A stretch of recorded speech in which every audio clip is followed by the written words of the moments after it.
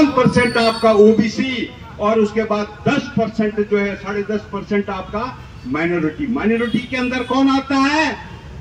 सिख आता है, मुस्लिम आता है, ईसाई आता है, बौद्ध आता है, पर्शियन आते हैं। ये 10.5% 85% का हिसाब आपके सामने। और उन्होंने क्या बोला? वोट हमारा राज तुम्हारा नहीं चलेगा, नहीं चलेगा।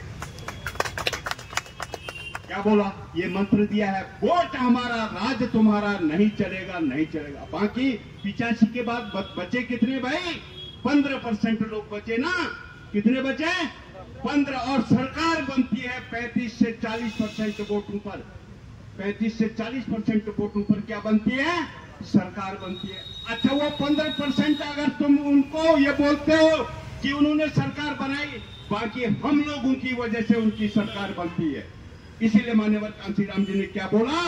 वोट हमारा राज तुम्हारा नहीं चलेगा, नहीं चलेगा। और बाबा साहब ने इस देश के अंदर अपने संविधान में वोट का अधिकार दिया। वो ब्रह्मास्त्र से भी बड़ा अधिकार आपको मिला है। किसी को अगर आप कुर्सी में बिठा सकते हैं तो उसको कुर्सी से नीचे ला भी सकते हैं। अगर इस देश के अंदर आपको आरक्षण से आपत्ति है, आरक्षण देने की जरूरत क्यों पड़ी? क्योंकि आप लोगों के साथ हजारों साल से भेदभाव करते आए हैं। इस देश के अंदर देखिए, जो आर्थिक संसाधन है और जो भूमि है, हम बोलते हैं क्रीमी लेयर। अरे भूमि में भी लागू करो ना क्रीमी लेयर। किनके पास ज्यादा भूमि है और आर्थिक संसाधन किनके पास ज्यादा है, वहां भी क्रीमी लेयर लागू करो। और माननीय उच्चतम न्यायालय 3-3, 4-4 पीढ़ियों से आप जस्टिस बन रहे हो, वहां भी क्रीमी लेयर लागू करो। सवाल आप पैदा करते हैं तो जवाब हमको भी देना आता है। सवाल आप पैदा करते हैं तो जवाब हमको भी देना आता है। आपने सवाल पैदा किया। एक बेला त्रिपाठी, बेला एम त्रिपाठी एक जज है। बेला एम त्रिपाठी एक जज है। उन्होंने ये कहा कि जो जजमेंट आया है संविधान के अनुच्छेद 341 और 42 के खिलाफ है। ये जजमेंट आया है। किसने बोला? ये बेला त्रिपाठी जी ने बोला। ऐसा नहीं, लोगों के अंदर अभी न्यायिक भावना है, न्यायिक चरित्र है, न्यायिक भावना है और न्यायिक चरित्र है। और इस देश की जो सुप्रीम अदालत है, सुप्रीम अदालत है, उसके जो जजों के पास न्यायिक चरित्र नहीं है। पहले तो चरित्र होना जरूरी है ना। एक ऐसा होता है, मान लो किसी ने किसी का मर्डर कर दिया तो वो हत्यारा हो गया, उसकी शिकायत हो गई, मान लो गलत ढंग से हुआ उसकी हत्या, तो भाई जज ने फैसला दिया और उसने मैनिपुलेट कर दिया, उसको फांसी से बचा दिया, तो हत्यारा कौन है? वो तो है ही है। और हमारे देश का वो न्यायाधीश भी हत्यारा है, क्योंकि जजमेंट जो है उस तरह का दिया जा रहा है। बिना कुछ ही समझ के, बिना किसी जाने और बिना कुछ सोच के जो है वो जजमेंट दिया जा रहा है। साथियों, इस देश की लड़ाई कब बंद होगी? चलो, हम तो आज SC/ST का आरक्षण की बहाली चाह रहे हैं, यथावत चाह रहे हैं, संविधान के अनुसार चाह रहे हैं। लेकिन मैं बोलता हूं, इस देश के अंदर मैं आबादी का आंकड़ा आपके सामने रखना चाहता हूं। इस देश के अंदर 3% ब्राह्मण है। कितने?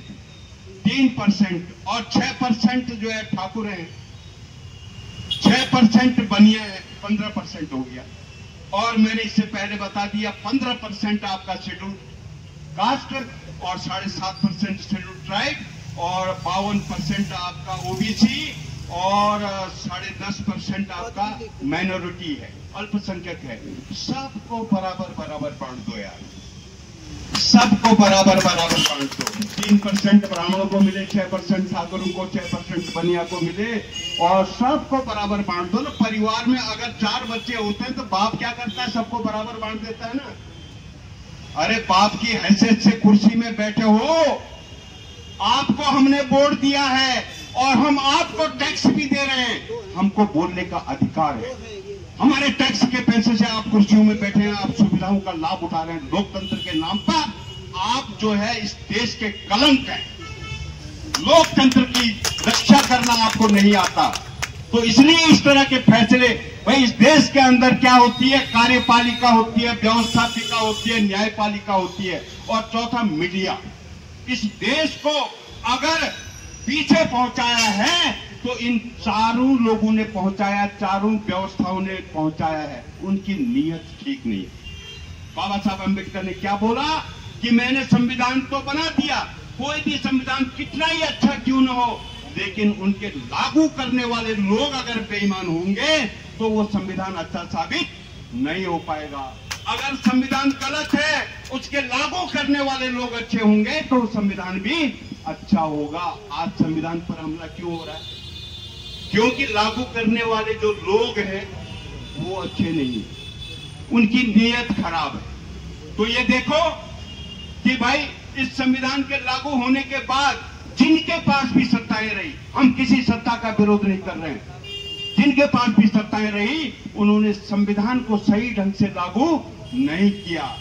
आज जो है इस देश के अंदर करोड़ों पदों का जो बैकलॉग है वो पड़ा हुआ है। बैकलॉग 28 राज्य हैं और केंद्र शासित राज्य भी हैं, फिर केंद्र सरकार है, वो बैकलॉग पड़ा हुआ है, नहीं भर रहे। करोड़ों में बैकलॉग पड़ा हुआ है, वो नहीं भर रहे क्योंकि उनको मालूम है अगर ये भर देंगे तो इस समाज की स्थिति जो है और आगे बढ़ जाएगी। वो नहीं चाहते कि भाई समाज की स्थिति आगे बढ़े। और इस देश के अंदर 82 करोड़ लोगों को 5 किलो राशन दिया जा रहा है। किसके द्वारा दिया जा रहा है? सरकार के द्वारा। इसका मतलब आपने 75 साल की जो आजादी हमने हासिल की, आपने अपनी औकात बता दी कि भाई हमने 75 साल में 82 करोड़ लोगों को भिखमंगा बना दिया। क्या बना दिया? भिखमंगा बना दिया। भाई तुम ही दे रहे हो ना राशन, हम तो नहीं कह रहे ना। तुम काम दे देते, उनसे पैसा ले लेते, और तुम जो है राशन दे करके जनता को क्या बना रहे हो? भिखमंगा बना रहे हो। तो आपने कितने साल राज किया? इधर 75 साल आपने राज किया। देखो इस देश के अंदर 2 तरह की विचारधाराएं चल रही है साथियों, 2 तरह की विचारधारा। एक मनुष्य पृथ्वी पर आधारित विचारधारा चल रही है। किस पर विचारधारा चल रही है? मनुष्य पृथ्वी पर आधारित। और जो शासनकर्ता जमात है वो मनुष्य पृथ्वी को मानने वाले लोग हैं, उनके अंदर मनुष्य पृथ्वी का भाव है। और दूसरी विचारधारा कौन चल रही है? दूसरी विचारधारा चल रही है बाबा साहब अम्बेडकर, मानवता का। तो किस विचारधारा का आप पोषण करेंगे? किस विचारधारा को आप आगे ले जाएंगे? आपको मैंने बता दिया कि 85% बहुजन समाज है। आप 85% बहुजन समाज को बाबा साहब अम्बेडकर की विचारधारा का अगर समर्थक बनाएंगे तो निश्चित रूप से भाई इस देश के अंदर वोट तुम्हारा राज, वोट हमारा राज तुम्हारा नहीं चलेगा, नहीं चलेगा। और उनका नारा क्या है? वोट तुम्हारा राज हमारा यही चलेगा, यही चलेगा। तो ये 2 तरह के सूत्र हैं। आप किस विचारधारा को मानने वाले लोग हैं? आप अगर मनुवादी विचारधारा को मानने वाले लोग हैं, गैर बराबरी की विचारधारा को मानने वाले लोग हैं, तो हम नहीं कह सकते। लेकिन आप मानवतावादी हैं तो आप बाबा साहब के अम्बेडकर की विचारधारा और महात्मा बुद्ध की विचारधारा को मानने वाले लोगों को पैदा करने की जरूरत है। तो हम विरोध इसलिए करते हैं माननीय न्यायालय का कि भाई अभी हमारे सांसद, बीजेपी के सांसद माननीय प्रधानमंत्री जी के पास इस मुद्दे को लेकर के गए और प्रधानमंत्री जी ने आश्वासन ये दिया कि ये क्रीमी लेयर लागू नहीं होगा, लेकिन उपवर्गीकरण पर कोई मुद्दा उन्होंने नहीं उठाया और वो भी मौखिक कहा। अरे भाई आप प्रधानमंत्री हैं, आप तो नोटिफिकेशन जारी करो ना, आप नोटिफिकेशन जारी करो। आपने जो है कश्मीर का धारा 370 खत्म कर दी, आपने जो है कश्मीर में धारा 370 3 तलाक खत्म किया। आप पार्लियामेंट में बिल लेकर के आए और तमाम ऐसे मसले जो पार्लियामेंट में बिल लेकर के आए, लेकिन इस देश के जो मूल निवासी लोग हैं उनके लिए आपके सीने में कोई दर्द नहीं है। ऐसे व्यक्ति को उस कुर्सी में बैठने का कोई अधिकार नहीं है। जनता के पास वोट की ताकत है, जनता निर्वाचक ही शासक होता है। साथियों, निर्वाचक ही क्या होता है?